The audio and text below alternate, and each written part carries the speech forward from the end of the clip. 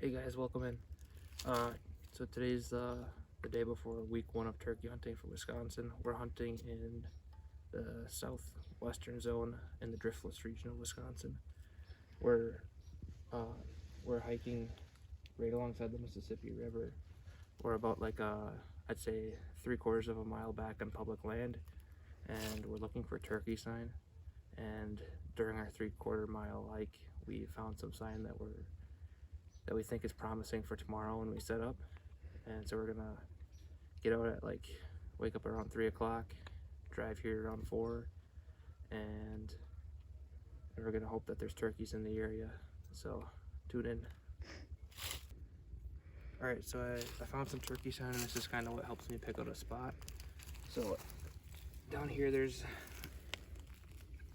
several turkey feathers, and then I'm also looking around. I'm seeing some turkey scat. There's lots of scratches along this pretty well used trail.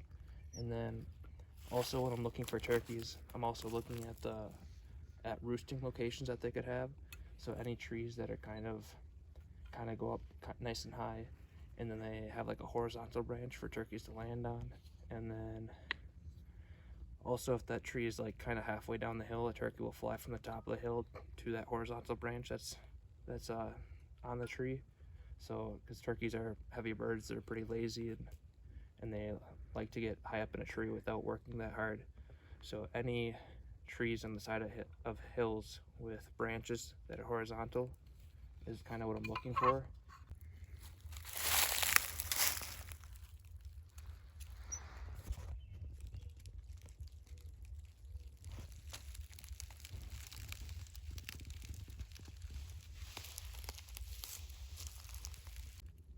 Alright, so the location that I think we're gonna set up for tomorrow morning. So right here we have like a tree that I think could be a potential roosting spot. There's like a nice runaway, kind of like a little lane that comes from the field right here. I think the turkeys are gonna be in the field in the morning, and so I think we're gonna be able to catch them roosting in one of these trees that have the horizontal branches. And then there's also lots of scratching underneath the tree, so I think this could be a prime location for turkeys in the morning.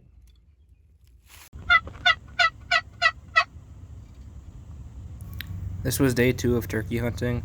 On day 1, we set up in the woods where I had originally expected turkeys to be roosting, and we only saw one hen that came by at about 15 yards. There was another turkey that was a little bit further off that we thought was a tom, but it never made any calls, and there wasn't much activity after that. So then we moved to the field just a little ways away on the next day, day 2, and turkeys came from the right side of the field to the left side around 11 a.m. and then around 2 p.m. they came back through from the left side to the right side. And so these are the 3 toms that we saw in both those encounters, but they didn't want to come into the calls or the decoys.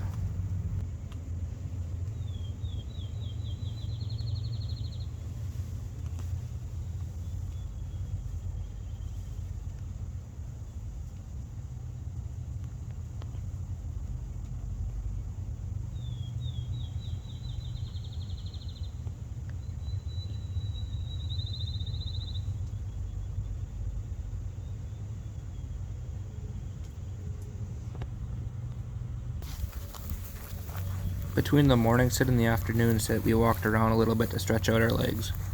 And upon coming through one of the fields that we walked through, in the shorter grass around the corner, I see a turkey that I can't make out what it is. And there's tall grass on either side of me. I'd say 40 yards worth of grass deep until it hits the woods on my left side, and probably 60 yards worth of grass on my right side. And so right here we're trying to get closer within range of this turkey that I see. And when I first spot it, it's probably 70 to 80 yards ahead on the cut grass trail, but it didn't see me, so I try to stalk a little bit closer. After crawling on our hands and knees for 20 minutes, I finally see where the turkey went in the tall grass, and I've spotted it, but can't tell if it's a hen or a tom.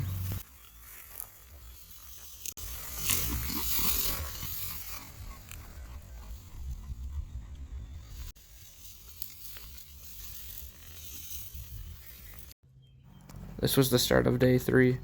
We decided to move where we had seen the 3 toms cross the field the day before, and we were hoping that we'd run into them again today.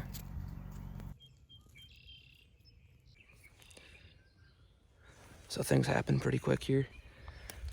We were sitting in the tent just after morning, hunting with my girlfriend Cassie, and I decided to take a nap because she took the first nap, I was taking the second, and then a couple birds came out in the field, and we saw 3 toms here yesterday, 2 hens, and I was thinking that there was going to be the 3 toms again, but it looked like there was like 2 jakes and a hen, and I ended up taking probably a 45-yard shot, and I ended up dropping one of the jakes, so let's go check it out.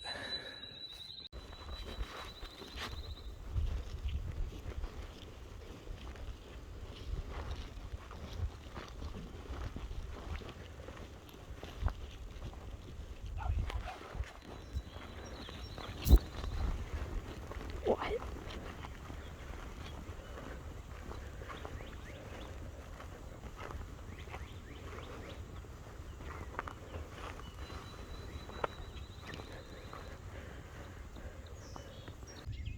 Alright guys, this is the jake that I just shot.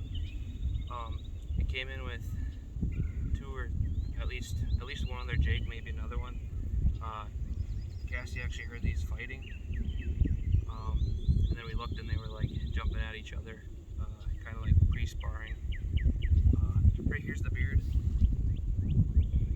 just a little like 2.5, 3 inches. I could see that all the way from my tent back there. I ended up using a 3.5-inch shell, 5-shot, and I hear more gobblers just in the woods, so we're gonna go back and sit for a little bit. Just after we got the jake into the tent, Tom and 2 hens came into the field. The 2 hens already went to the woods. They moved pretty quickly, so we wanted to get a shot on this guy quick as well.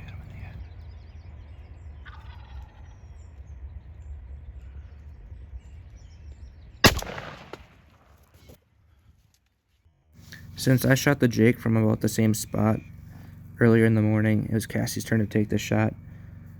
She had to shoot between those 2 branches on the left because that's where the window was for her. And I told her she could take the shot if she shot it in the head. And I think when she was lining up her shot, looking down the top of the barrel, she put the bead on the head of the turkey, but I think the bottom of the barrel caught some of the lower branch, and it took some of the branch with it, and this kind of deflected some of the shot. And when we looked at frame by frame, we saw more than just the wad and the BBs going in the direction. We also saw some bark, so I think that's why she missed. I think it's important to show our successes as well as our failures. It helps tell the story that hunting's not that easy, and you have to learn from your mistakes. This was my first turkey hunt on public land and Cassie's first hunt ever, so we both learned a lot, and I'm super proud of how far she came, and I'm grateful that we were able to get a bird.